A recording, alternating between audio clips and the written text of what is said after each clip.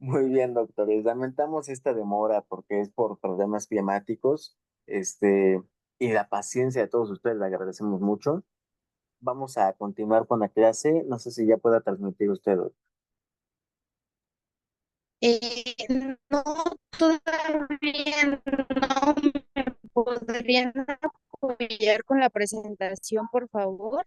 Por supuesto, permítame un momento. Presentación.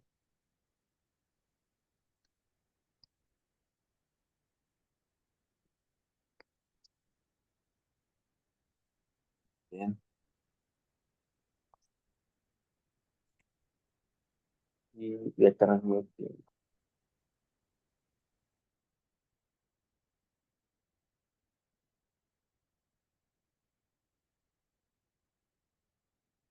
¿Me dicen en cuál se quedó, Doc?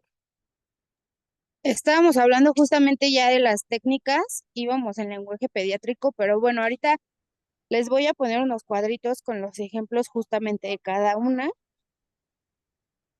A ver, ustedes me dicen, ya para. Justamente en esa íbamos, Doc, atrás, atrás, Aquí. ahí. Entonces, sí, justo estábamos platicando de las motivaciones, los comentarios al final de la cita con los papás, seguir con este lenguaje pediátrico de, bueno, no existe la sangre porque hay niños que son súper temerosos a que sangre su cuerpo, ¿no? Que también tenemos que hacerles saber que es un proceso normal del cuerpo porque estamos vivos, porque todos cuando tenemos algún este traumatismo estamos sujetos a que nos pase esta situación. Doc, se va un poquito su voz, se escucha entrecortada.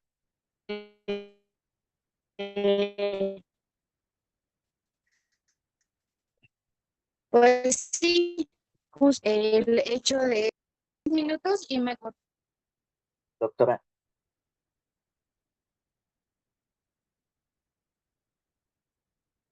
¿pero es esta sesión? No, es que sí hay mucho problema. Escucha su voz cortada, sí, sí, sí. Vamos a hacer algo, doctores. Todo esto es por problema climático, entonces vamos a hacer algo. Vamos a intentar nuevamente a estabilizar la señal de la doctora, la docente. En dado caso que veamos que no funciona, que se escucha como robot entrecortado, ¿están ustedes de acuerdo en que se le reponga su clase? A lo mejor día de mañana, pasado mañana. Sí, doctora, estamos de acuerdo. Bueno, en mi caso sí estoy de acuerdo que se repongan las clases. Sí, para que vamos a intentar Sí, una vez doctor. más. Si vemos que de plano no, reponemos la clase para que puedan tenerla como es, completita, ¿no? Y también quienes ven la grabación, quienes son asincrónicos, pues puedan estar con la clase completa.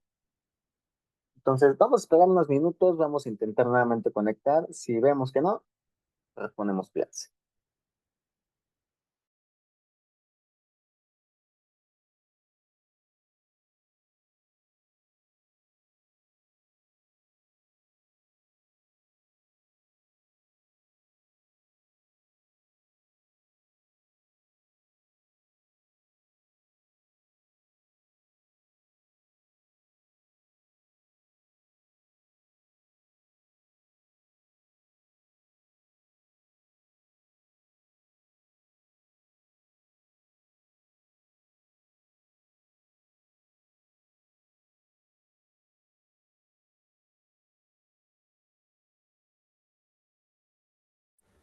Ya estoy aquí otra vez, chicos. ¿Me escuchan? Creo que ya se mejoró la señal.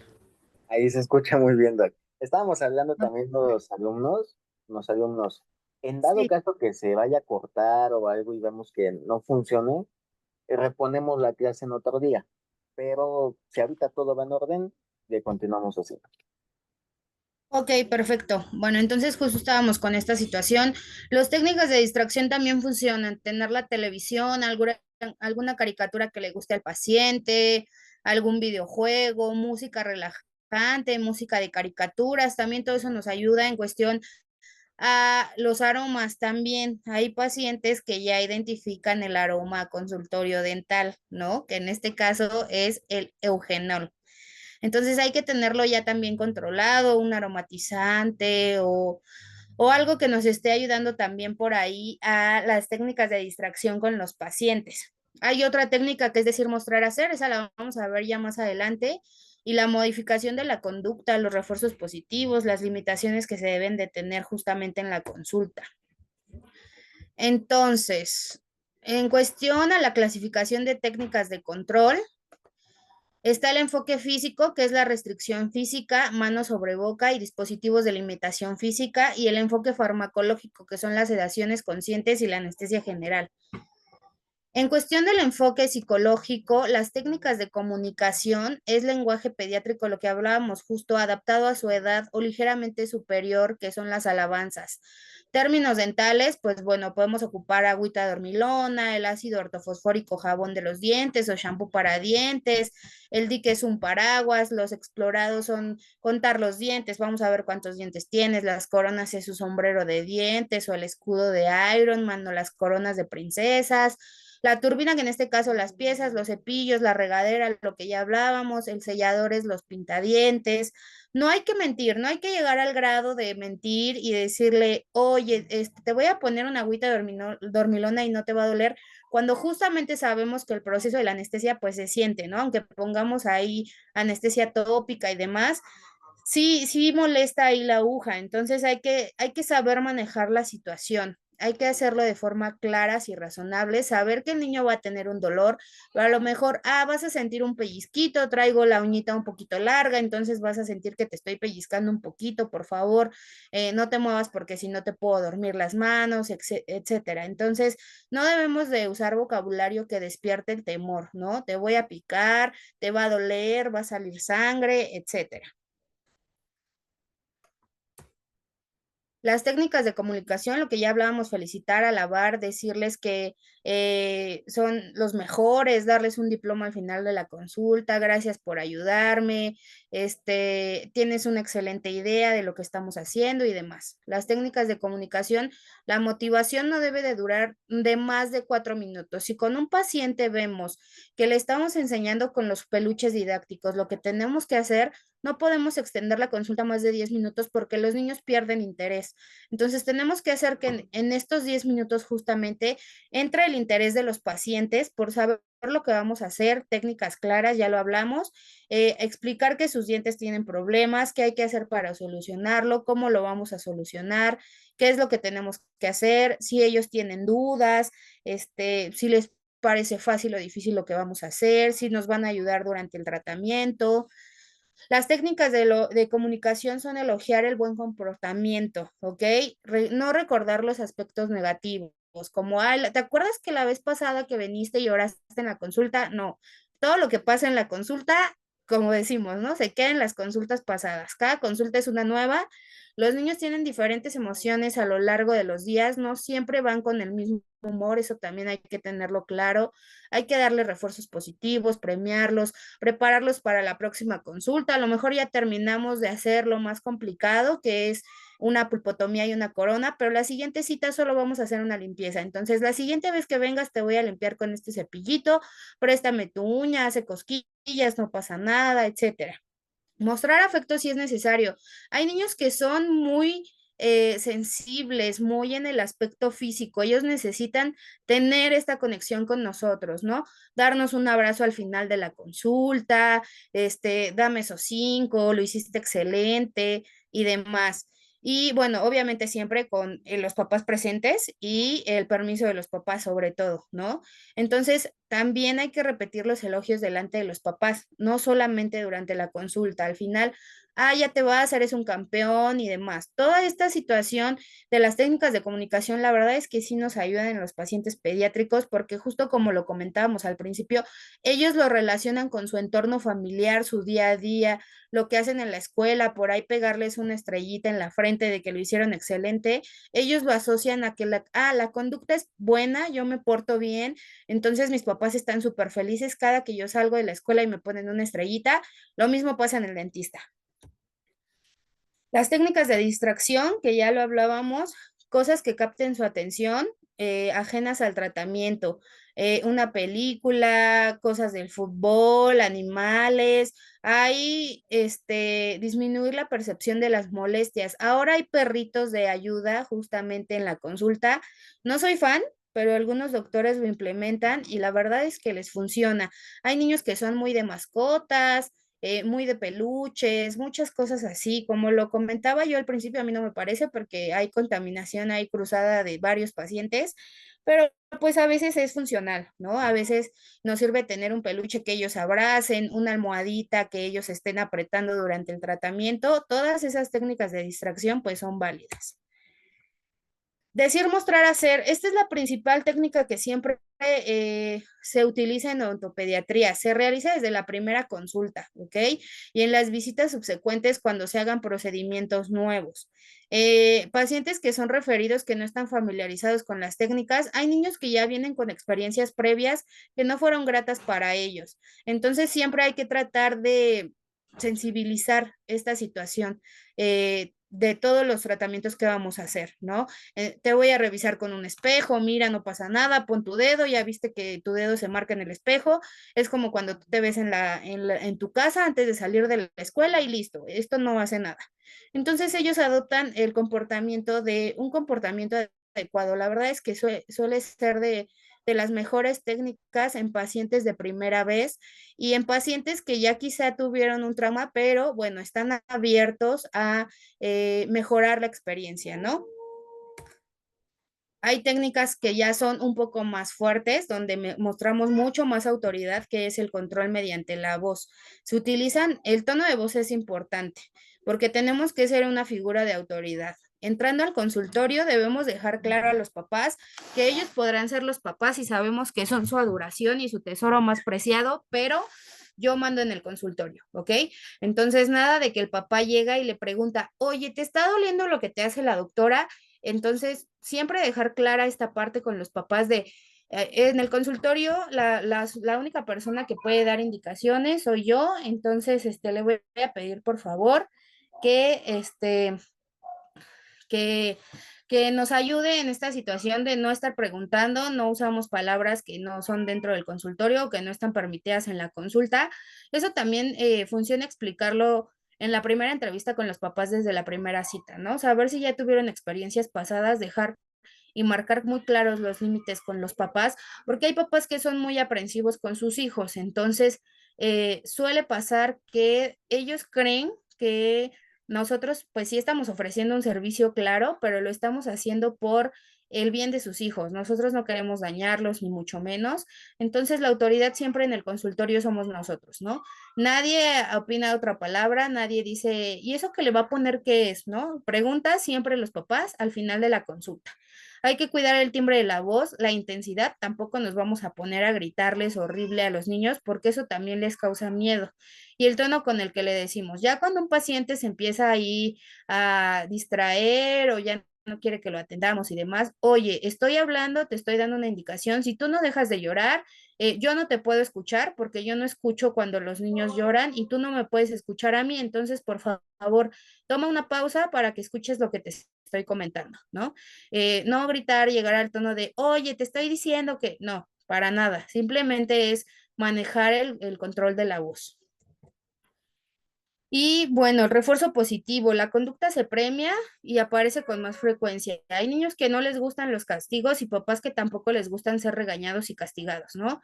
Yo entiendo que a veces los papás pues sí son muy descuidados y a nosotros esas cosas no nos parecen, pero yo creo que a nadie le gusta que vaya a un lugar donde están brindando un servicio y te digan, estás haciendo las cosas mal, pero te lo digan a modo de dolo o castigándote. Entonces siempre los pacientes que nosotros castigamos, regañamos y demás tienden a desaparecer. Hay que dejar claros los límites, lo que hablábamos con los papás y el paciente, pero siempre con una línea de respeto, ¿no? Entonces, el refuerzo aparece cuando la conducta es adecuada, lo que platicábamos de que siempre se lleva a lo mejor.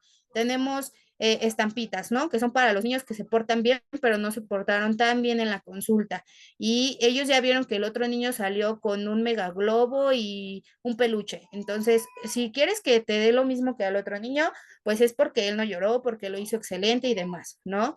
Entonces, hay que reforzarlo cada que aparece dicha conducta. No podemos dejar que el paciente se vaya sin un incentivo. Siempre eso nos ayuda durante la consulta.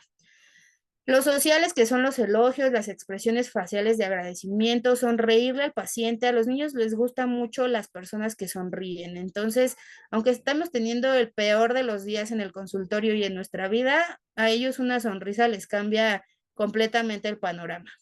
Entonces, regalarles algo, un cepillo de dientes, una estampita y demás. Y la actividad, que el niño realice algo que le guste o que observe el tratamiento mediante un espejo facial, ¿ok? Eso también es un refuerzo positivo.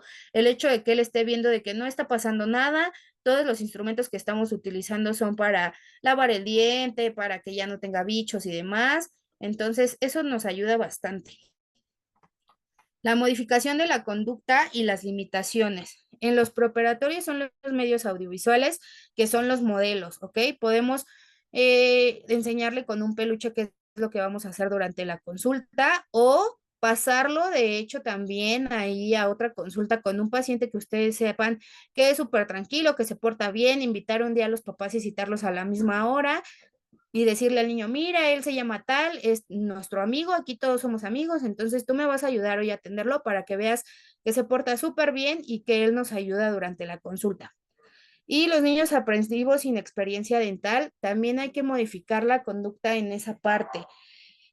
Lo que comentábamos, las experiencias pasadas o niños que son de primera vez, la verdad es que lo ideal es que en la primera cita, yo sé que a veces llegan de urgencias, pero que la primera cita siempre sea de lo menos a lo más para que podamos tener una conducta positiva.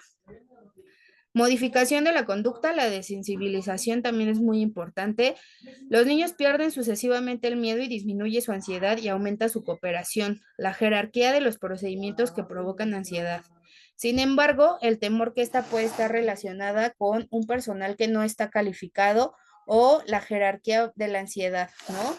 Entonces, el ejemplo del eyector y la endodoncia y la anestesia, todo esto que ya platicábamos, el lenguaje pediátrico también nos ayuda. Entonces, podemos ayudarnos con todas estas desensibilizaciones que a los niños les ayuda a ver que el entorno no es tan malo como a veces lo ven, porque justamente ya en las caricaturas aparece al dentista así taladrándole los dientes horrible. Entonces, cuidar también esas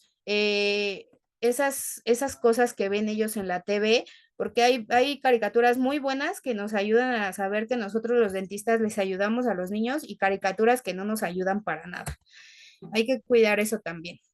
El objetivo es enseñarle que la conducta apropiada durante el tratamiento y lo que espera de él. No se utiliza como un castigo. Los papás no llevan a los niños al dentista porque se portan mal. Eso siempre hay que dejárselo marcado a los papás.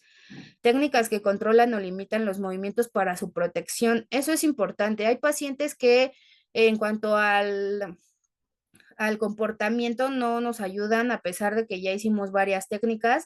Entonces, lo ideal pues es utilizar técnicas de control, ¿ok? Se utiliza ya al final, después de haber agotado todas las posibilidades de los tratamientos con las técnicas que ya antes lo platicamos. Y justamente hablar esta parte con los papás es para su protección y su seguridad, no solo de ellos, sino también de nosotros. El hecho de que nosotros coloquemos una cama de restricción es dejarle muy claro a los papás que justamente es para que el tratamiento sea con mucha seguridad para el niño porque usamos objetos punzocortantes durante la consulta que lo pueden lastimar si él se levanta, se mueve, mete la mano, se voltea, etcétera. Entonces yo creo que llegar justamente de sensibilizar a los papás y decirles, yo no quiero que el niño tenga un accidente durante la consulta, Entonces, lo ideal pues sería inmovilizarlo un poco porque esto nos va a ayudar a que el tratamiento sea mucho más rápido para él. No estemos tratando de, por favor, siéntate, ya no quieres abrir la boca y demás. Entonces, toda esta situación también nos ayuda, pero sí es la última instancia que lo vamos a utilizar. Se explica a los papás por qué y cómo se va a utilizar, qué es lo que vamos a utilizar. Y siempre hay que tener el consentimiento antes de utilizarla, ¿ok, doctores? Nunca se les olvide dejar todo por escrito. ¿Tienen alguna duda hasta el momento?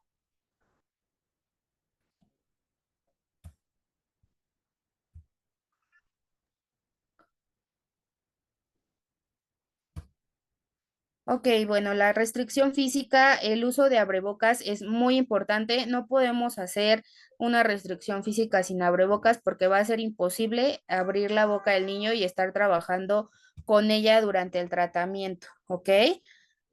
Doctora, tenemos una pregunta en comentarios. Dice, Y ¿qué utiliza para limitación de movimiento? ok, hay camas de restricciones que ya las venden como tal, los papús los pueden comprar en línea, ya los venden, si no, escríbanme y les paso el contacto de la doctora que los vende, o en caso de que sí sea muy difícil para ustedes conseguirlos o no esté durante su presupuesto, porque no vean niños tan seguidos, lo que pueden hacer es juntar dos sábanas, coserlas y amarrar al niño como si fuera un bebé taquito, envolverlo ahí y no dejar que se mueva. Lo importante es que el niño esté restringido justamente en cuanto a los movimientos, ¿ok? Eso es lo que hay que cuidar. Lo de menos, ya digo, con el abrebocas nos ayuda demasiado a que el niño coopere, abra la boca y demás. Entonces, sí, se puede utilizar el papús. Digo, yo tengo una camita, tengo dos, el que es de red y hay unos que ya no son tan invasivos, que son como de velcro, que también nos ayudan ahí con la fuerza. Entonces lo pueden utilizar. La verdad es que los niños ya se adaptan bastante bien a estas técnicas porque pues los papás que nos ayudan a saber qué es eso, este, pues está excelente, ¿no? Que ya saben que es para su seguridad. Por ahí estoy leyendo la doctora Daniela, la camilla de red. Sí, doctora. ¿Se necesita consentimiento? Sí, para todo se necesita consentimiento informado. Eso lo vamos a ver al final de la presentación, pero sí, para todo. De hecho, también para el control de voz, ustedes en su consentimiento informado de odontopediatría deben de poner todas las técnicas que yo les estoy mostrando ahorita, que son el control de voz, la restricción física, mano sobre boca ya no se utiliza. La verdad es que eso es ya bastante invasivo para los pacientes y los papás eso sí lo llegan a tomar a mal, pero todo es con consentimiento informado. Todo lo que, cuando los papás llenan la historia clínica, les dan el consentimiento informado, les piden que por favor lo lean y entonces ustedes ya en la primera consulta pueden darse cuenta de la conducta del paciente y sobre eso decirle a los papás, bueno, hoy nos fue muy difícil revisarlo, la siguiente vez que hagamos el tratamiento que tengamos que hacer, lo ideal es utilizar una camita porque, pues, para su seguridad, para que sea más rápido, para que no tengamos problemas, etcétera. Pero sí, todo debe de ser con consentimiento informado, chicos. Hay demasiadas anécdotas que yo les puedo contar. La última justo que me pasó era un paciente que llegó con un absceso dental, lo medicamos justamente para no ser tan invasivos y que la potencia del anestésico fuera necesario. Iba solo con la mamá, el paciente no era nada cooperador porque aparte del dolor que traía, pues sí, sí, ya había tenido una experiencia pasada nada agradable, pero bueno, había que tratar la urgencia, ¿no? Lo medicamos, la primera vez se portó bien, pero tampoco fue muy cooperador. Entonces se le explica a la mamá lo que vamos a hacer la siguiente cita, se le explica que vamos a tener que usar la camita para que sea más rápido y por su seguridad, etcétera. La mamá acepta, se da el consentimiento informado, se le pide que lea, pero bueno, los papás a veces solo firmamos y ya. Lo firmó, la siguiente cita que lo vimos, llega con el papá, ponemos la camita y todo, al principio todo bien, ya estaba anestesiado y demás. Cuando estamos haciendo el acceso, lo hicimos perfecto. El chiste es que el papá entra al consultorio, la mamá estaba dentro y todo bien, no habíamos tenido problema. Cuando el papá entra, uy, parecía que estábamos teniendo al niño en la silla de la tortura, ¿no?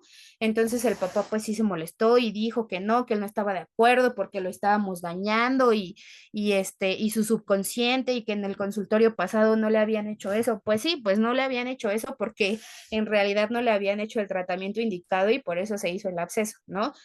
Todo eso se le explicó al papá y el papá dijo, no, ya no quiero, me lo voy a llevar, ok, está perfecto. Entonces, al final, yo les expliqué que ellos habían firmado un consentimiento informado y pues que ahí venían las técnicas, entonces que por eso era importante estar al pendiente de lo que firmábamos. Entonces, el papá se lo llevó así, tal cual, ya anestesiado, con el acceso que habíamos hecho para entrar a hacer la pulpotomía. Le pedí que puse ahí en la historia clínica todo lo que había pasado, me firmó, se fue y bueno, ya después regresó, ¿no? Como a los 15 días, porque obviamente ningún otro dentista lo quiso atender.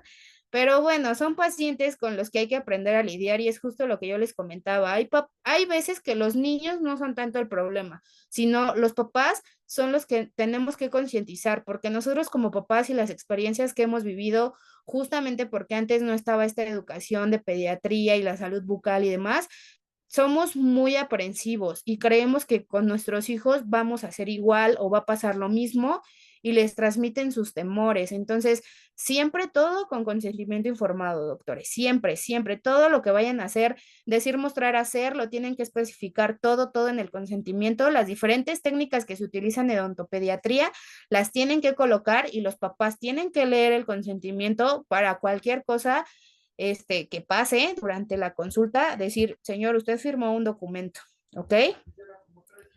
Ahorita justo vamos al tema de sedación, doctora Daniela. Si me regalas unos minutos, ahorita lo vamos a checar, ¿ok?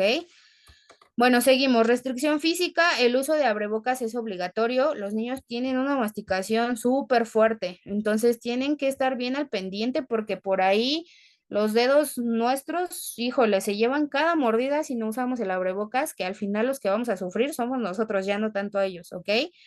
No se usan en niños aprensivos.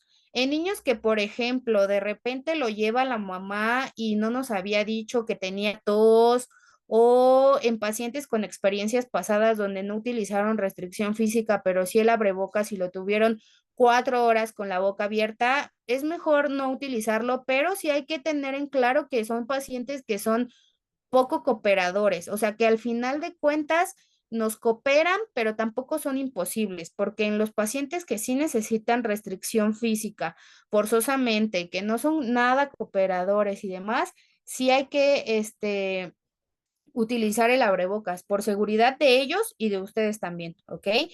Y los niños pequeños, que son muy pequeños, estamos hablando de 3 años o menos, en tratamientos urgentes por traumatismos o discapacidad, se utiliza siempre abrebocas, sobre todo en pacientes discapacitados. Tienen una fuerza que ustedes no se imaginan, doctores. Entonces, sí, ahí sí es muy, muy necesario el abrebocas. En pacientes que ya son un poco más grandecitos, sin problema, podemos negociarlo, ¿no? Hay niños que ya de repente llevan 2 o 3 citas y ya no quiero que me pongas eso, ok, bueno, pero si tú no me abres, yo lo voy a tener que colocar y entonces ellos ya saben que si no abren la boca y no nos ayudan, se pone la sillita para dientes, ¿no?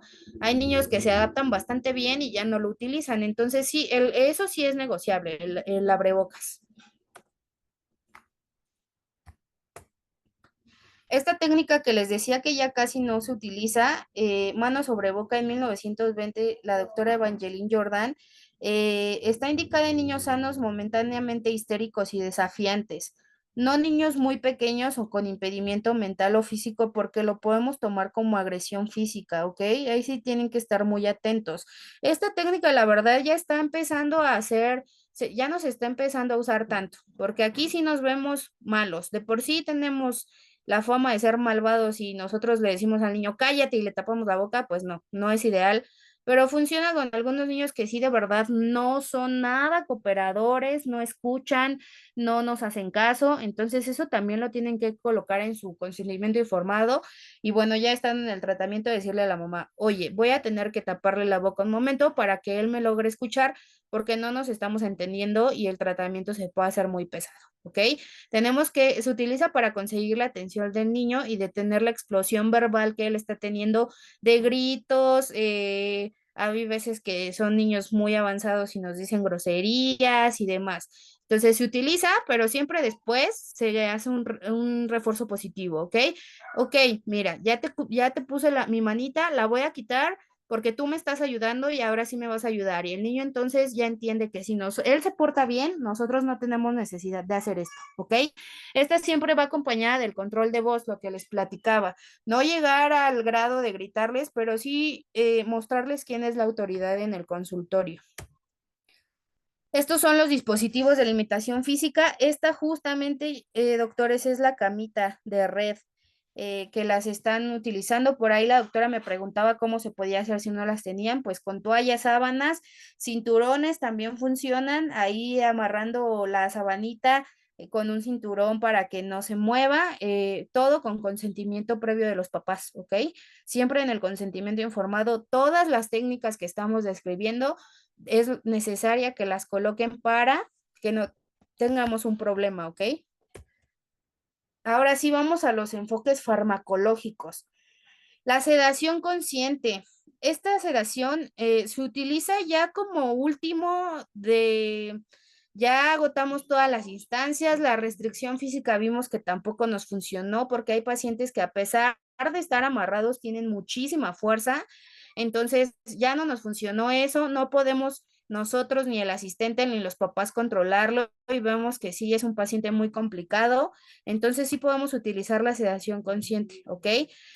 La sedación se utiliza con un nivel de conciencia deprimido, o sea, el paciente está consciente, pero no está en sus cinco sentidos. Conserva la permeabilidad respiratoria, los reflejos protectores, la capacidad de responder a estímulos físicos y verbales de manera adecuada. Estos son fármacos que se administran por la vía oral, ¿ok? Entonces, esto de la sedación, pues sí es un tema, doctores. Hay lugares en donde está permitido, ok, todo, y hay lugares en donde sí nos meteríamos en un conflicto al utilizar la sedación. Hay papás que llegan preguntando solo por este tratamiento porque no quieren que sus hijos sufran, pero aquí hay que explicarle a los papás que, bueno, al final de cuentas son fármacos que se administran durante el tratamiento, que deprimen el nivel de conciencia y que debemos hacer muchos estudios para saber si el paciente es candidato a realizarla, ¿ok?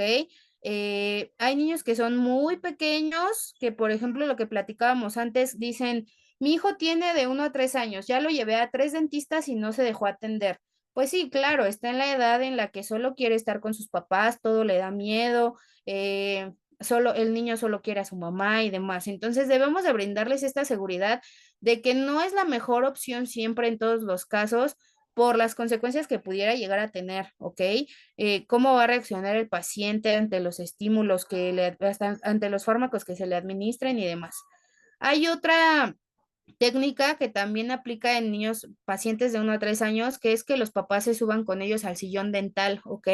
Los papás estén con ellos sean como la restricción física, se les abrace a los niños y entonces ustedes puedan revisar con el abrebocas, contar los dientes y demás. Ahorita justamente vamos a ver los estudios, doctora, que se administran, ¿ok? Regálenme un momentito.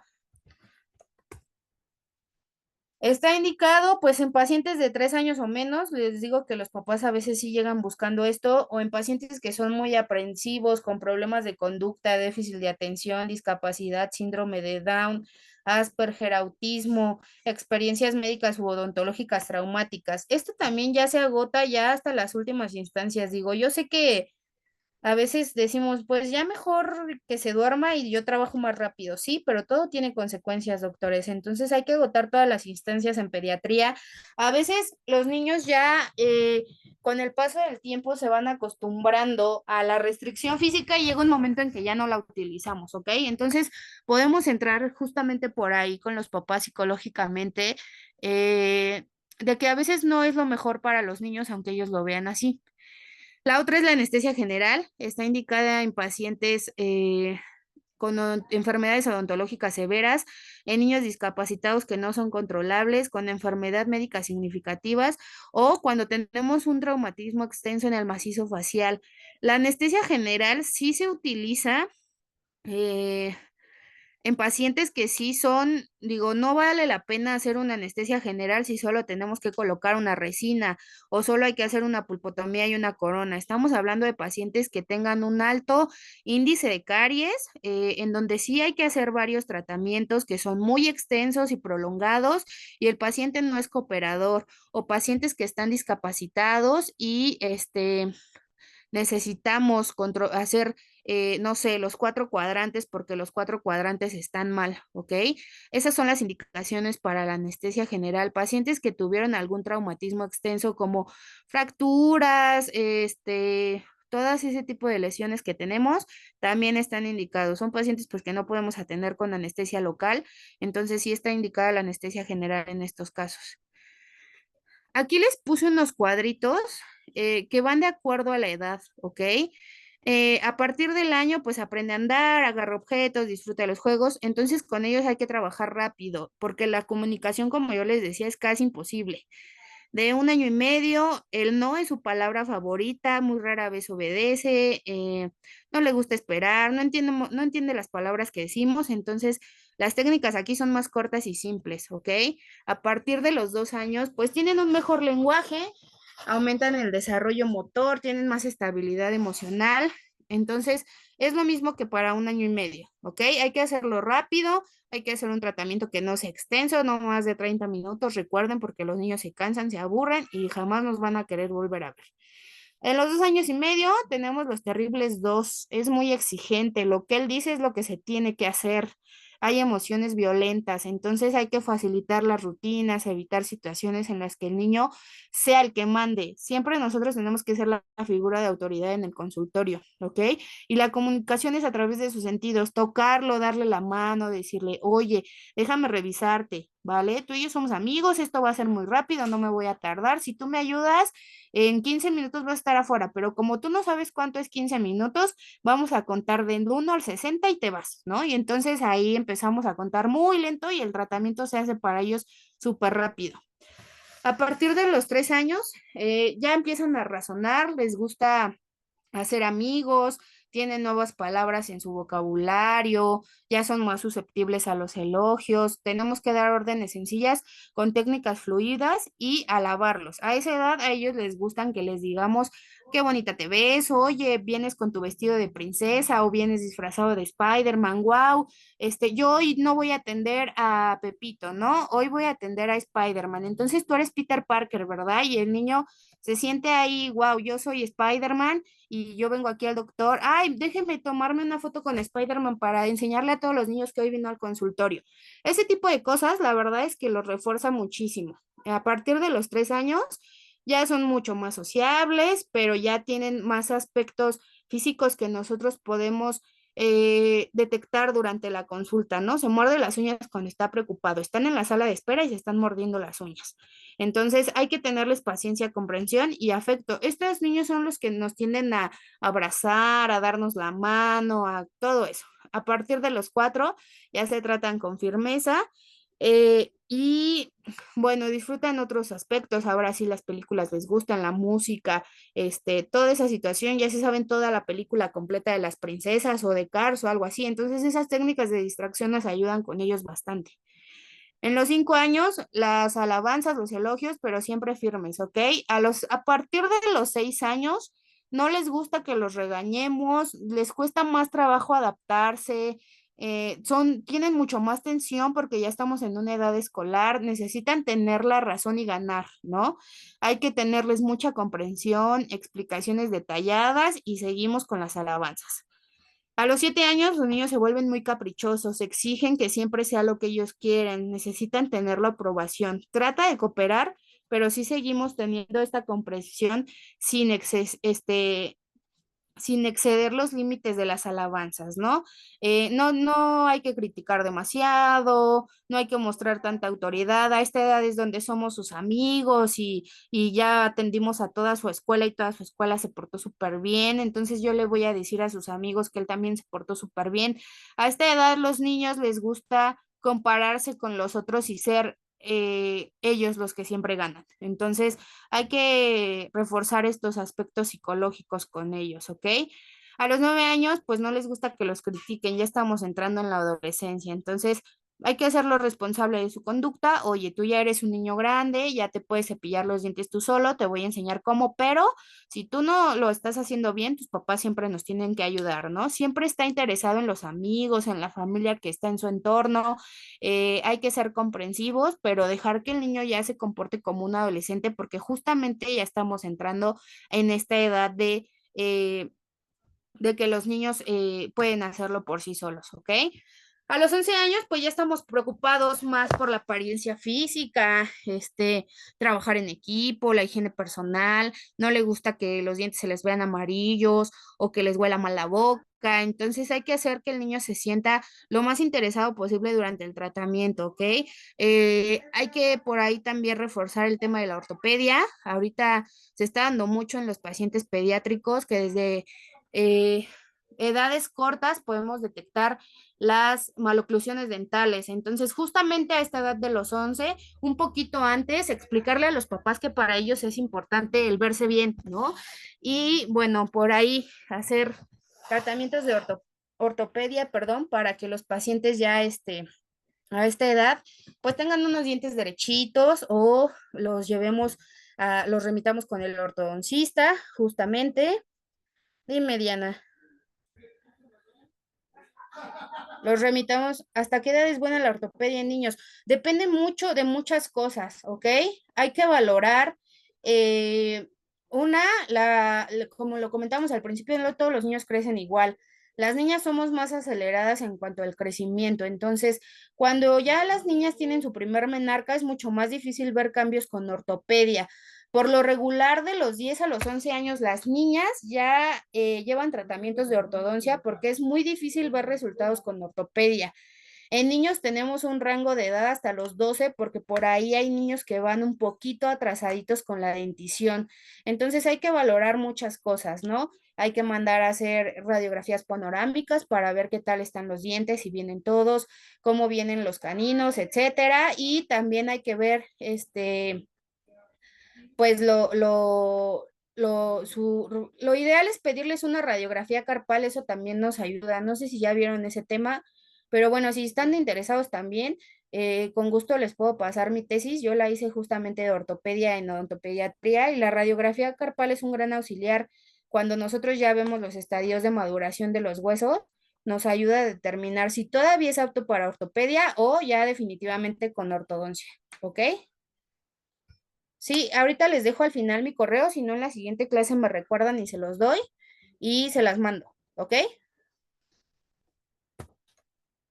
Bueno, seguimos. A los 11 años de edad, les digo, ya están preocupados más por su estética, buscan la identidad, expresar su individualidad. Aquí sí ya se empiezan a tratar como adultos, ¿ok? Felicitarlos por su aspecto personal. Oye, están súper padres tus tenis, qué bonita chamarra, ¿dónde te la compraste? Yo quiero una igual, ¿no? Entonces ya los niños dicen, ah, ok, el dentista no es tan malo, también ya está como interesado en mis gustos, ¿no? No solamente me revisa los dientes, está interesado en mi persona. Todo eso empezamos a persuadir a los pacientes y la verdad es que nos funciona muy, muy bien. Ahora sí, la anestesia general es una pérdida temporal de la sensibilidad y completa falta de conciencia debido a causa de medicamentos especiales u otras sustancias. Está en estado inconsciente el paciente, no hay una depresión del sistema nervioso central y se sustrae la percepción del dolor, así como la reacción al nivel central. El paciente en anestesia general, pues no siente nada, ¿no? Nada de lo que estamos haciendo. Entonces aquí, eh, déjenme ver si puedo mover esto un poquito. Conceptos introductorios. Este glosario sí necesito que los tengan como muy en cuenta porque hay palabras que no sé si todos entendamos. El dolor, pues son sensaciones desagradables que se originan por estímulos nocivos. La ansiedad es una amenaza que siente el paciente, la sensación de que algo no está bien. El miedo es como un peligro, que como algo pasar, ¿no? Hay veces que sí vemos por ahí pacientes que están súper atemorizados por todo lo que ven en la TV y demás. Analgesia sin dolor, ¿ok? La analgesia puede ser local o general, que es justamente la anestesia, y la local, pues sería en este caso la sedación, en donde el paciente no siente como dolor como tal. Y las relajaciones musculares, pues es la relajación del músculo esquelético, son indispensables para lograr condiciones adecuadas para la ventilación y la cirugía del paciente. Aquí está lo que me preguntaban. Las principales drogas utilizadas en anestesia general, pues son los gases, que son el óxido nitroso, que ahorita también se está utilizando para la sedación consciente, los agentes intravenosos, que son los opioides, los tiobarbitúricos, las benzodiazepinas y los líquidos voláticos como el alotano, el enflurano, el isoflurano y el metoxiflurano, ¿ok? Todas estas son gases y drogas que se utilizan durante la sedación y la anestesia general. Ahora sí, el óxido nitroso. Les decía, esto se está utilizando muchísimo en odontopediatría con la sedación. Es un gas incoloro, indoloro, dulzón y no irritante. Es un gas que no se metaboliza, por lo que se elimina inalterado por la vía pulmonar durante la expiración del óxido nitroso. Parece producir en una instancia general a través de la interacción con membranas celulares del sistema nervioso central por mecanismos aún no conocidos completamente.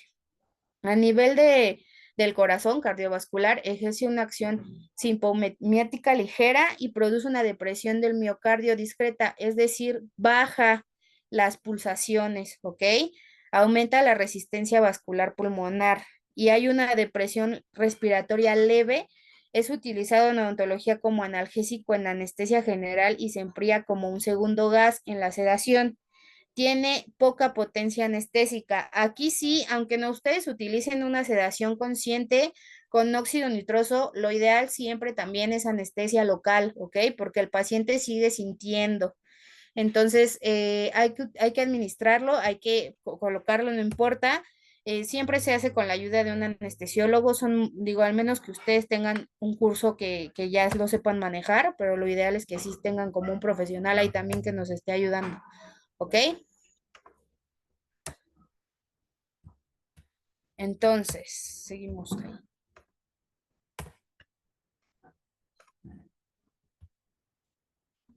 Perdón.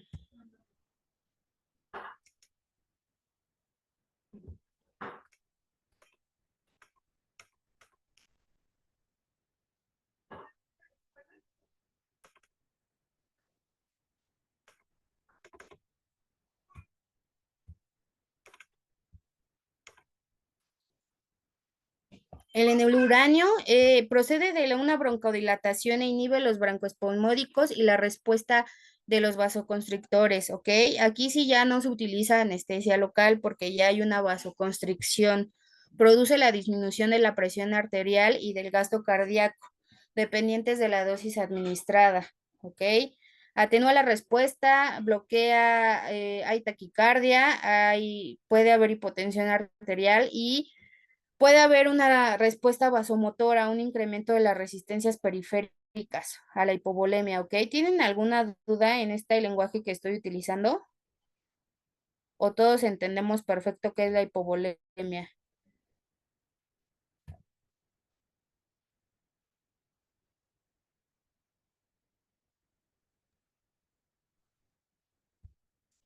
Yo desconozco, Doc. Ok, la hipovolemia es la afección en la que el líquido de la sangre baja, ¿ok? El plasma baja. Esa es una hipovolemia.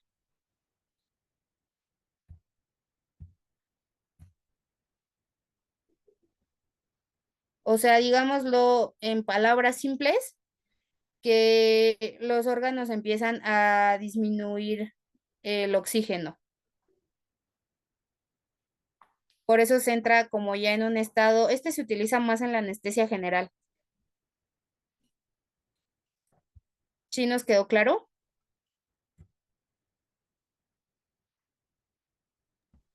Sí, doctora, gracias. Ok, perfecto. Cualquier cosa, escríbanme por favor o abran el micrófono y me avisan qué palabra no entienden.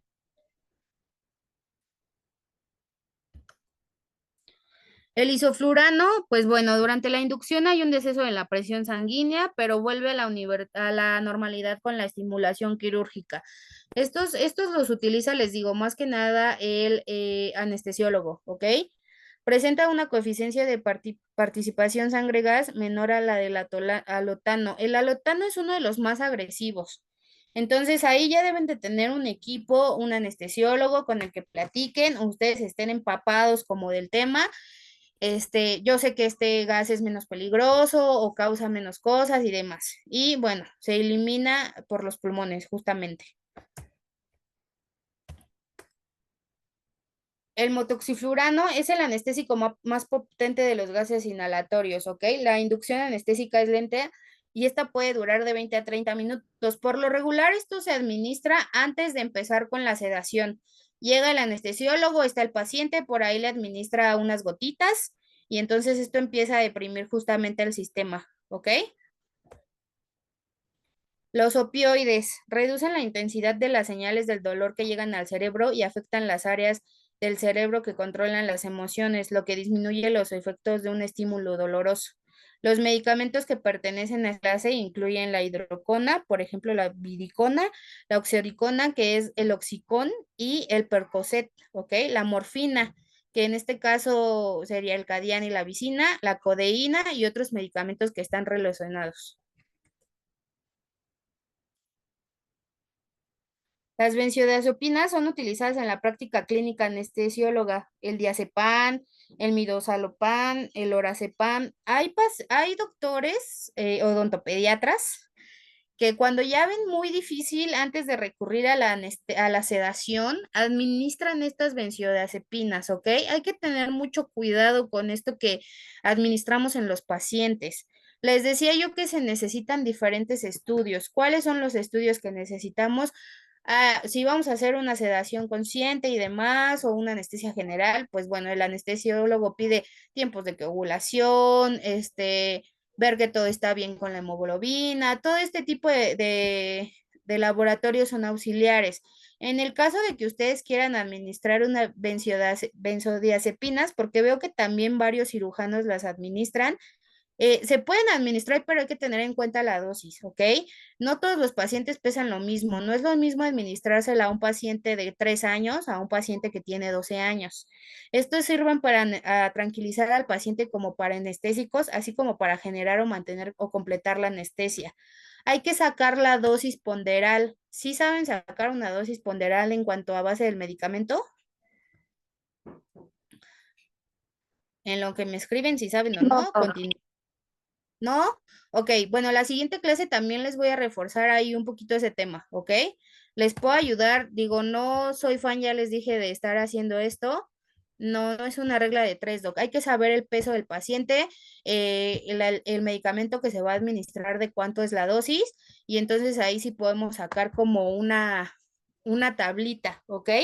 Para saber cuál es la dosis que se le tiene que administrar al paciente. Pero les digo, esto ya lo tienen que usar como último recurso porque, pues por ahí si excedemos la dosis podemos causar un accidente. Entonces hay que tenerlo muy, muy en cuenta. Las benzodiazepinas ejercen una buena acción hipnótica, una anestesia anterogada y cierto grado de relajación muscular que no alcanza la parálisis. Potencian las acciones depresoras de opioides sobre la respiración y circulación, pero no suprimen la respuesta hipertensora provocada, por ejemplo, por la maniobra laringoscópica o la intubación. ¿Ok? Aquí no es necesario administrar benzodiazepinas, perdón, cuando vamos a hacer una laringoscopía o la intubación, de eso ya se encarga el anestesiólogo, perdón.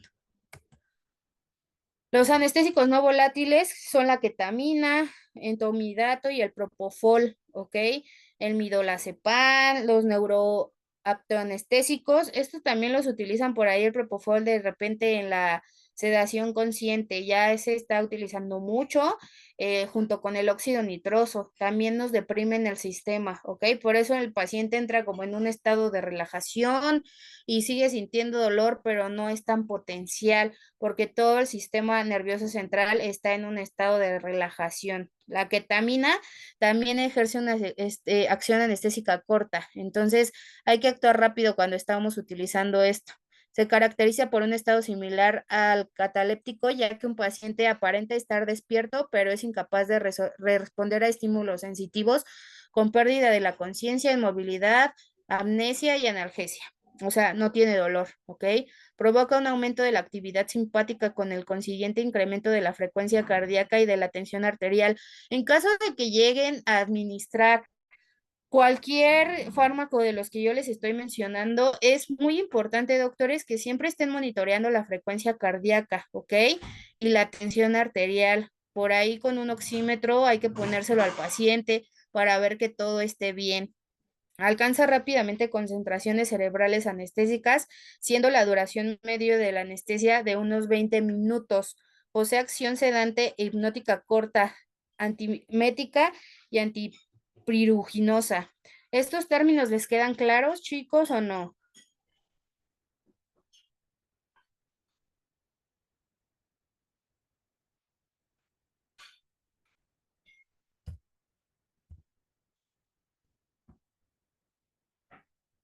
¿A qué se refiere con la actividad simpática? Pues por ahí estamos hablando de el sistema nervioso central, chicos. Hay que darle un refuerzo a todos estos términos porque los vamos a estar utilizando, ¿ok? A las respuestas, doctora, del cerebro que estamos teniendo.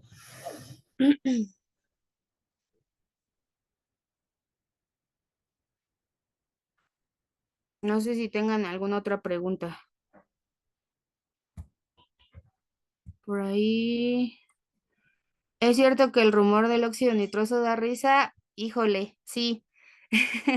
Pero por eso les digo, depende de la dosis. Como los pacientes entran en un estado de depresión y de relajación, pues sí, sí les llega a dar ahí risa un poquito lo que está, pues no lo que está pasando, porque no, en realidad no tienen como la conciencia eh, de lo que está sucediendo al entorno, pero sí al estar más relajados, pues hasta nosotros nos reímos, ¿no? Cuando no tenemos tanto estrés. La sedante hipnótica corta y antimimético. Bueno, los antimiméticos son fármacos que impiden controlar la náusea, ¿ok? ¿Eso sí quedó claro o quieren algún otro ejemplo? Y bueno, los antipuruginosos son antihistamínicos, chicos. Están relacionados a los antihistamínicos. Todo bien, ok, perfecto. Entonces continuamos. El etomidato es una acción sedante e hipnótica rápida, ¿ok? Carece de acción analgésica. Aquí el paciente sigue presentando dolor. La concentración máxima que se alcanza desde el primer minuto tras la administración, dada su elevada liposubilidad, la biotransformación se lleva a cabo en el hígado. Esta ya no actúa tanto a nivel pulmonar y por las esterasas plasmáticas, es decir, por la sangre, ¿ok?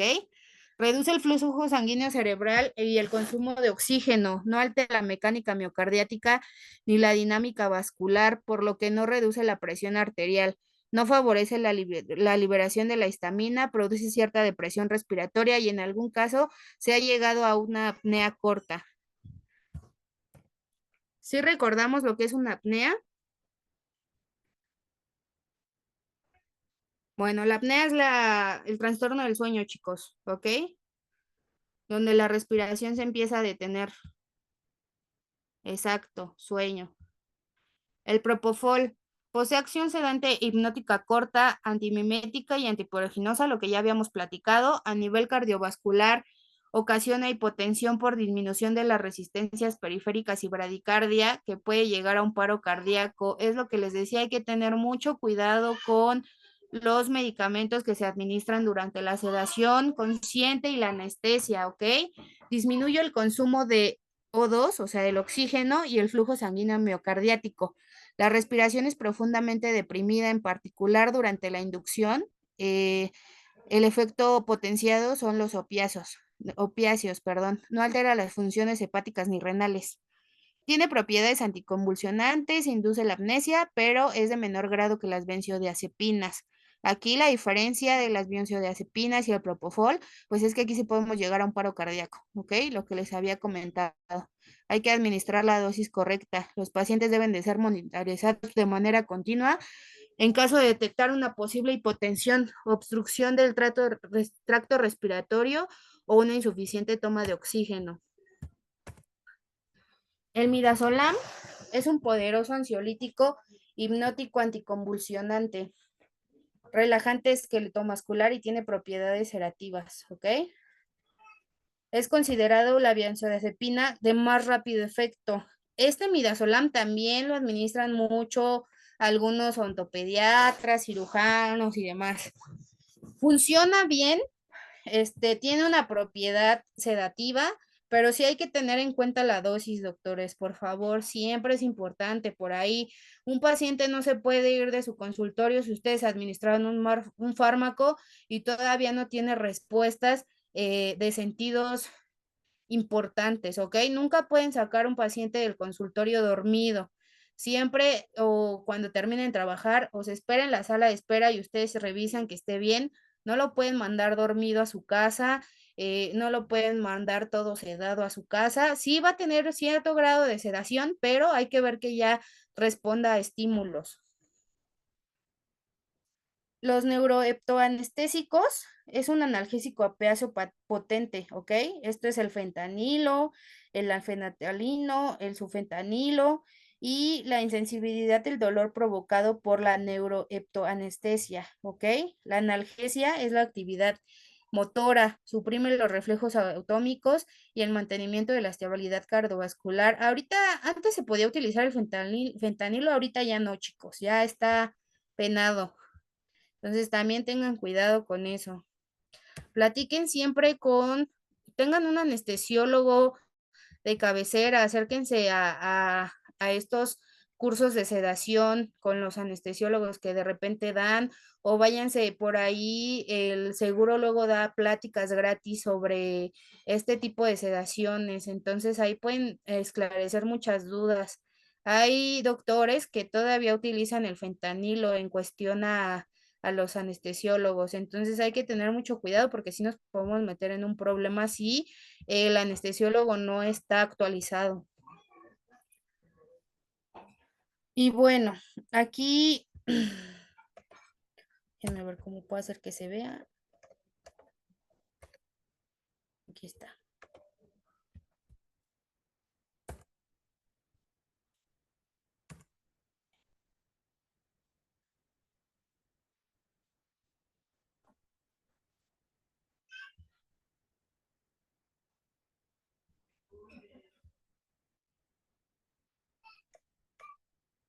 Los relajantes musculares, ¿ok? Son auxiliares de gran utilidad para la anestesia general.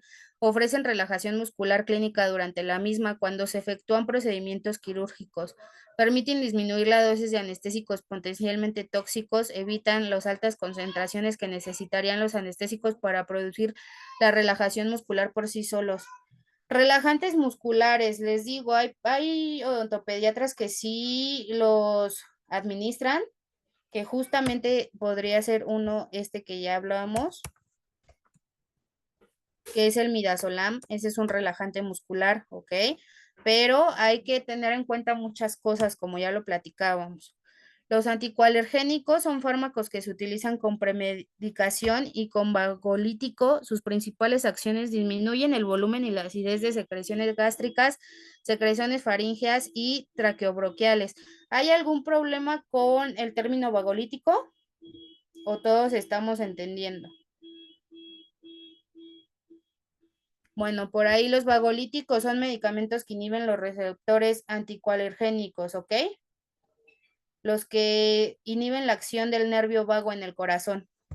Eso es un antivagolítico.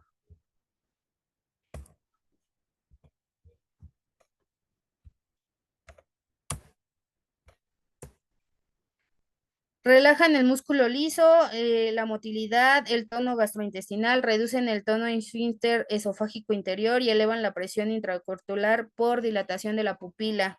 Contraindicados en uropatías obstructivas y enfermedades obstructivas gastrointestinales. Mucho cuidado, doctores, preguntar siempre si el paciente padece reflujo, padeció reflujo, si tiene temas ahí gastrointestinales. Ahorita ya se ve mucho que los pacientes 6, 7 años, 8 años tienen gastritis, tienen colitis, todo eso hay que tenerlo en cuenta también en la historia clínica, ¿ok? Y bueno, ahora sí, las indicaciones. Necesidad de tratamiento extenso en el cual no se puede realizar un eficiente número de citas o con o sin sedación, ¿ok? Circunstancias donde se espera o se encuentra resistencia moderada o severa de los procedimientos de manejo convencional, incluyendo la restricción física, que recordemos que ya es de las últimas instancias que estamos teniendo, la premedicación, esto incluye a pacientes de cualquier edad con excesiva ansiedad o pacientes con fobia. Lo que yo les comentaba, hay pacientes que aún siendo adultos tienen muchísima fobia y ansiedad al dentista, ¿ok? Las técnicas psicológicas que yo les di en un principio también funcionan con adultos, doctores, aunque ustedes no lo crean.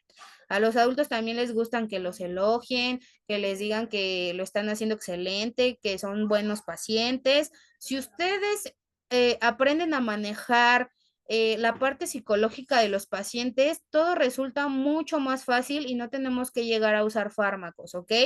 Recuerden todo con el consentimiento informado.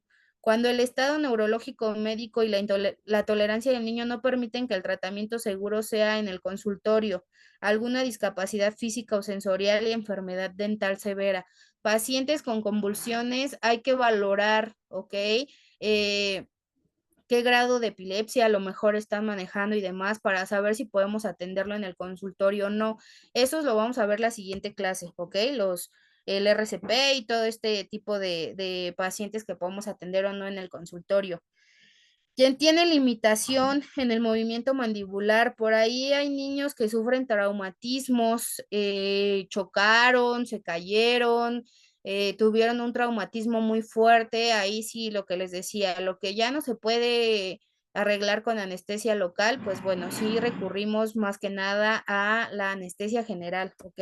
Pacientes discapacitados que también sean muy difíciles de atender, por ahí les paso unos tips en pacientes que tienen autismo, les gusta mucho que todo sea una rutina.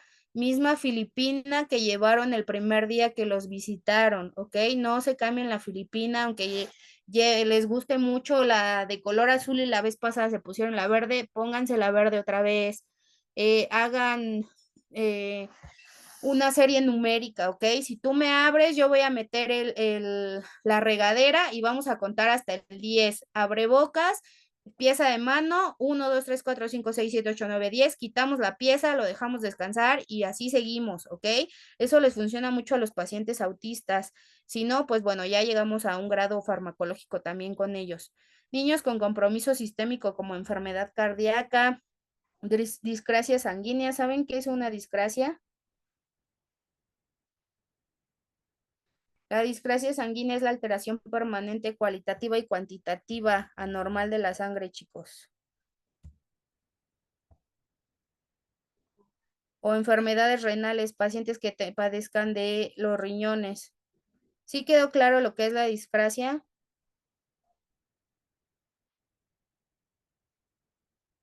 Ok, perfecto. Que necesitan tratamiento extenso, lo que platicábamos, en pacientes que sí tienen enfermedades cardíacas que están comprometidas, lo mejor a veces es hacer sedación.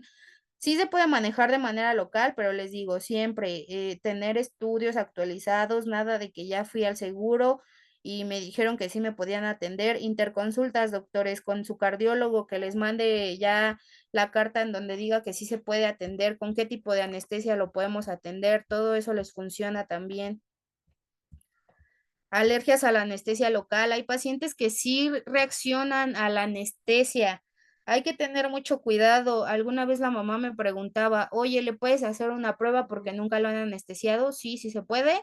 podemos administrar un poco anestésico en la encía y ver si el paciente tiene alguna reacción, digo, esperando obviamente cierto tiempo, 20, 30 minutos, si no pasa nada, pues continuamos. Si llegan a tener alergias cutáneas, por ahí respiratorias también, hay que verificar ya entonces un tema de sedación consciente o anestesia general, ¿ok?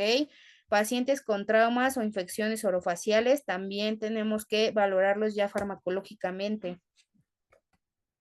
Las contraindicaciones.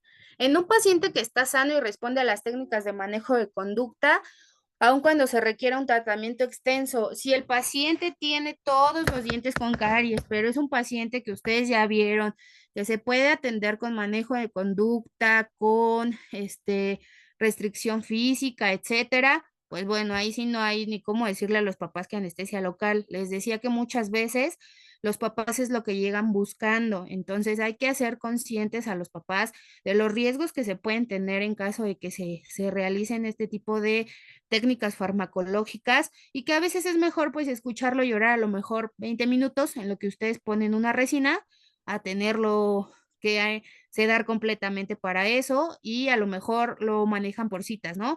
Les decía yo, siempre funciona hacerlo de lo menos a lo más, a menos que haya una urgencia médica como algún traumatismo que tengamos o si ya hay algún absceso dental y demás, pues bueno, se atiende primero lo importante, ¿ok? Pero pues sí, estar claros con los papás en este tema. Cuando el profesional no tiene conocimiento, el equipo y la infraestructura necesaria para dar al paciente un tratamiento seguro y eficiente está contraindicado. Si ustedes no saben administrar un fármaco, mejor no se metan en problemas, doctores, de verdad. Hay que estar muy bien informados y saber también qué se tiene que llegar a hacer en caso de que surja una, eh, pues algún accidente, ¿ok? Al administrar el fármaco. Hay que estar también ahí actualizados en temas de RCP. Por ahí la siguiente vez que hablemos de eso, les voy a dar unos cursos gratuitos donde ustedes pueden tomar el curso en línea y les extienden su constancia, ¿ok? Las enfermedades condicionales que manejan la anestesia general y la sedación, pues son las alergias a alimentos, a fármacos, a látex, los medicamentos que están usando los pacientes, problemas respiratorios entre los que se incluyen armas, sibilancias. ¿Saben qué es el CRUP?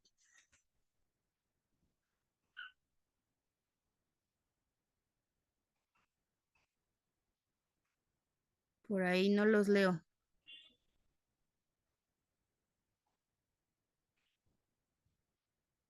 Ok, el CRUP es laringotraqueobronquitis aguda. Cuando los pacientes ya tienen una bronquitis aguda o esta característica tos perruna, también son condiciones que tenemos que valorar antes de atender a un paciente con fármacos, porque los medicamentos que les administran pueden interferir, ¿ok? Con el fármaco. Ronquidos, apneas, enfermedades recientes, resfriados fuertes o fiebres, problemas de recién nacido, nacimiento prematuro, problemas respiratorios como asma, permanencia en una unidad de cuidados intensivos neonatales, defectos del nacimiento. Doctores, pregunten todo, todo, todo. En niños se pregunta hasta si la mamá tuvo problemas en el embarazo, porque de ahí también derivan algunas enfermedades orales, ¿ok? Problemas cardíacos, entre los que se incluyen huecos entre las cavidades del corazón, problemas de válvulas, soplos o latidos cardíacos irregulares. El uso de anestesia en una cirugía o procedimientos previos, problemas anteriores relacionados con anestesias o cirugías, de vías respiratorias, para dormirse o despertar de la anestesia, náuseas, vómitos después de la cirugía. No importa que al paciente lo hayan operado de la vesícula, ustedes tienen que saber si fue anestesia general, cuánto tiempo tardó en despertarse, cuánto tiempo tardó en dormirse. Todo eso los papás a veces son cositas que pasan por alto, pero ustedes tienen que estar bien informados, doctores. El historial médico, la familia de ambos lados de la familia, por ahí hay veces que no sabemos cosas del papá o de la mamá, pero pues hay que estar predispuestos a todos, docs. Antecedentes médicos de problemas de sangrado, cualquier persona en el hogar que fuma, Hay pacientes que ya traen problemas respiratorios porque los papás son fumadores, entonces eso también hay que tenerlo en cuenta, ¿ok? Si los hijos tienen dientos flojos, antes de la sedación o anestesia hay que saber, porque por ahí en la anestesia general sobre todo hay que intubar y se intuban, pues ahí vamos a tener, podemos provocar ahí un ahogamiento, chicos. Si su hija, en este caso las mujeres pueden estar embarazadas, ¿ok? En el caso de la intubación, pues puede ser orotraqueal o nasotraqueal, ¿ok?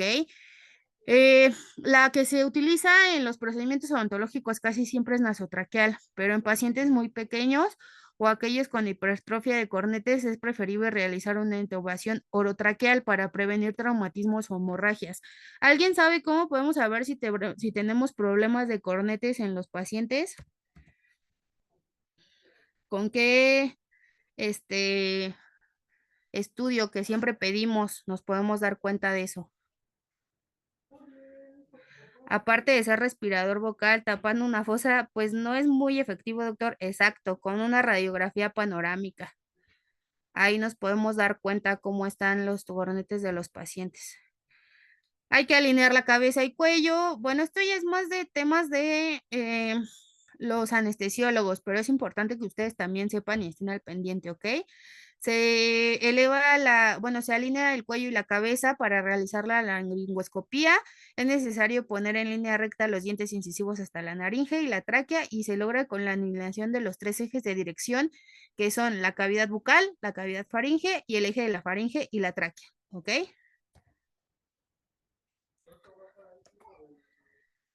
La laringoscopía directa se llevó a cabo con la ayuda de un laringoscopio, con lo cual, bueno, aquí es un caso que yo les presento. Tienen una visión más clara de la laringe, las cuerdas vocales son de la vía de entrada en la tráquea y los pulmones. Una vez utilizadas las laringes y las cuerdas vocales, se procede a introducir la sonda endotraqueal hasta que el manguito pase las cuerdas vocales. Introducida la sonda, se produce y emplea el manguito con el objetivo de sellar la vía aérea y poder brindar la protección adecuada de ventilación al paciente.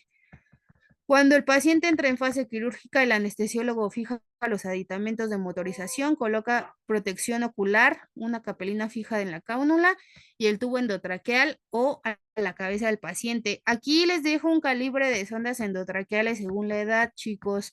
Hay que estar bien al pendiente de cuál utilizan el anestesiólogo, no vayan a colocar por ahí las ondas endotraqueales, una 7.5 en un paciente de 1 a 4 años, ¿ok?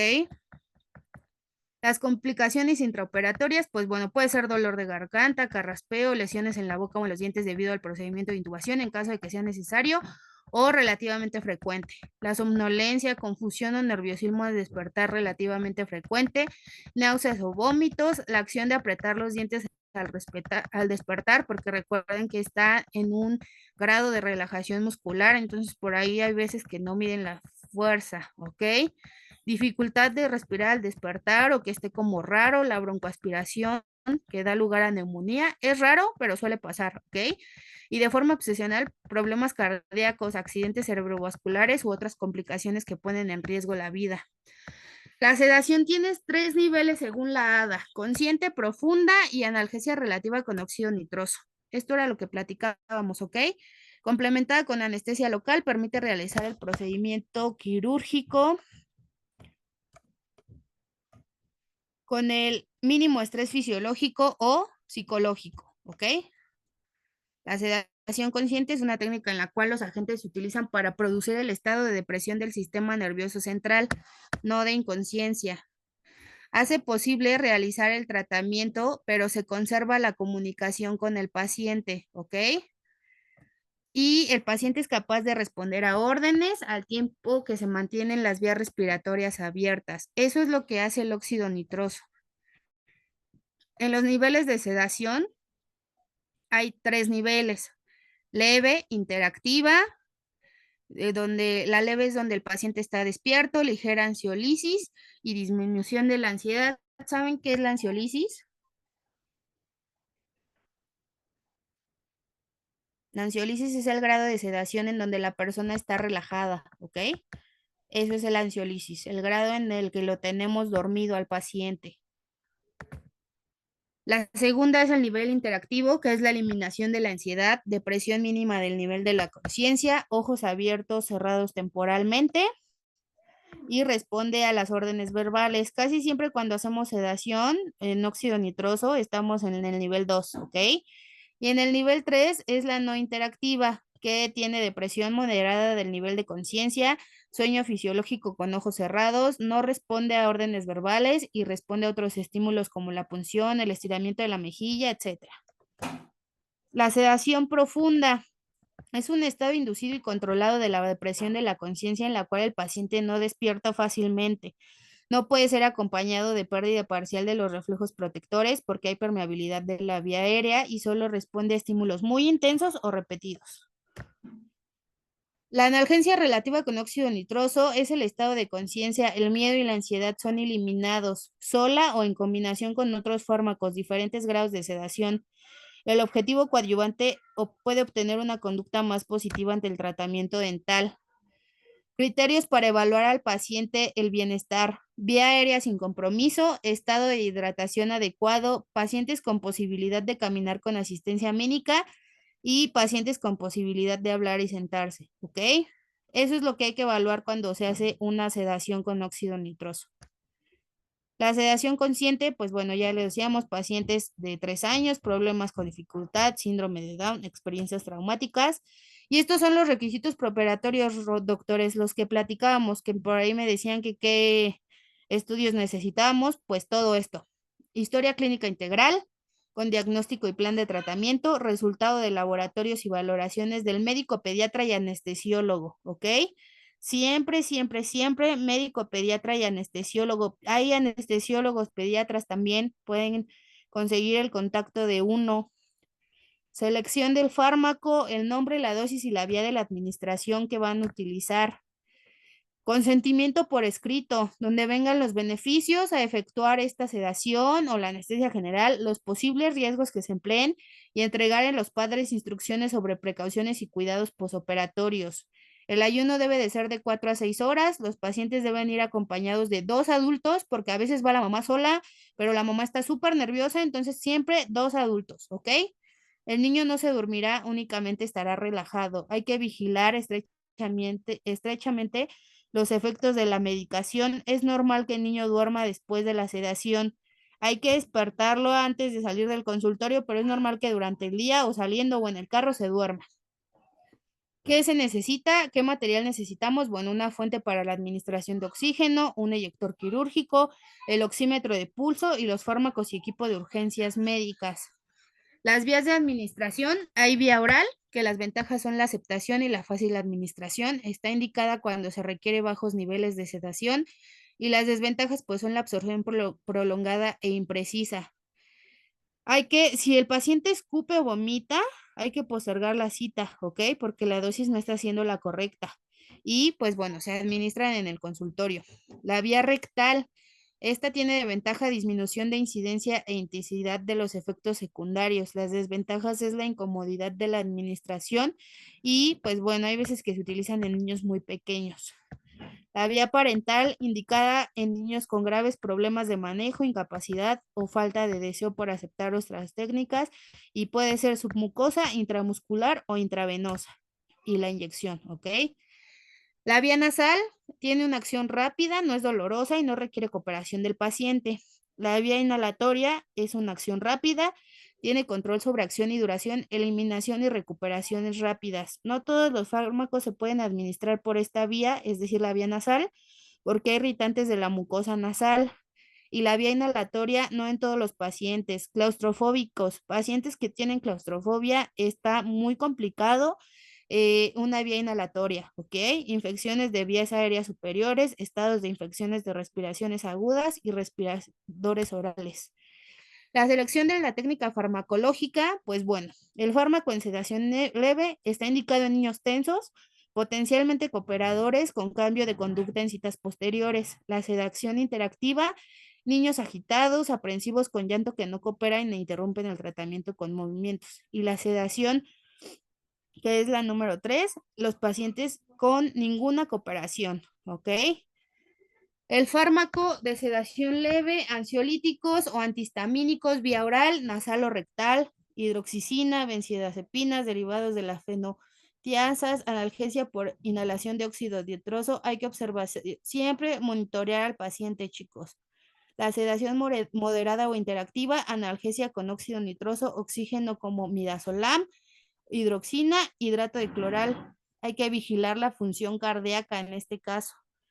Cuidados transoperatorios, hay que cuidar esto siempre que estemos nosotros en una sedación consciente o en una anestesia general. El dique de hule por ahí también puede provocarnos reacciones en la piel, aunque esté dormido el paciente, reacciona, ¿ok? Si es alérgico al látex o algo así, nos puede provocar ahí un tema. Administración de anestésicos locales, la función circulatoria, frecuencia cardíaca, la atención en la temperatura, hipertemia maligna o inadvertida. ¿Saben qué es una hipertemia?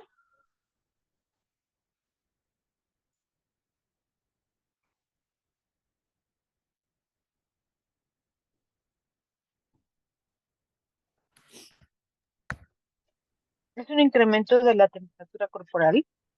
Exacto, esa es la hipertemia. Cuando el paciente empieza a tener una temperatura excesiva, hay que también cuidar el tratamiento, ¿ok?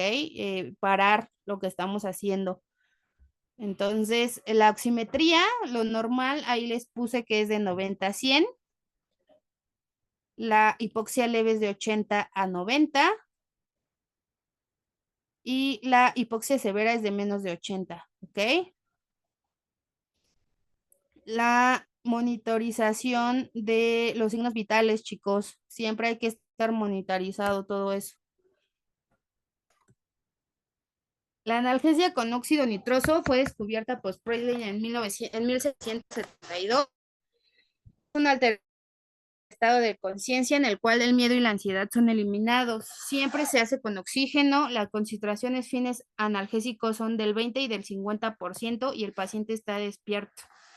Este es el equipo que necesitan para hacer una analgesia con óxido nitroso, ¿ok? Flujo metrómetro de gases, la frecuencia continua, bombas de gas, medidores de flujo, tubos de conexión, mascarilla, válvulas de seguridad, bolsa de reserva de 3 litros. Y bueno, aquí vienen los efectos adversos. Aumento de la tensión de la temperatura corporal, transpiración excesiva, vasodilatación periférica, piloerección. ¿Saben qué es una piloerección?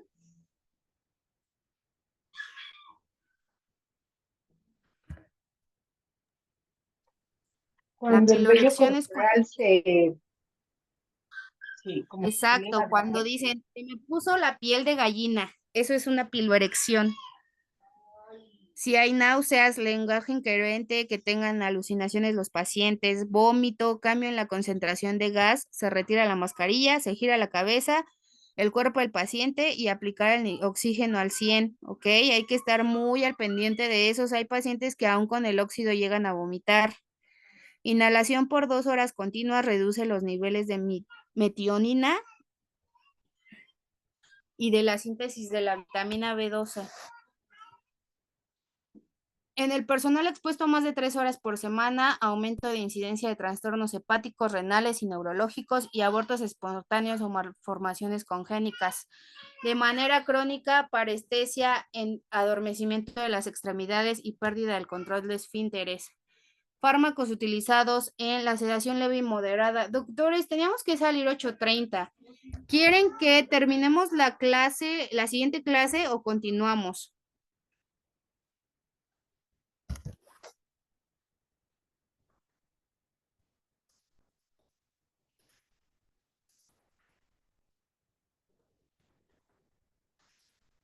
Por Ok, mí no hay problema, perfecto. doctora, podemos continuar. Bueno, varios compañeros me están diciendo que en la siguiente clase, ya la verdad son muy, ya solo nos falta esto de los fármacos en la sedación leve y moderada. Les puse unos cuadros por ahí que les van a ayudar a entender un poquito mejor, pero si quieren los vemos la siguiente clase, ¿les parece?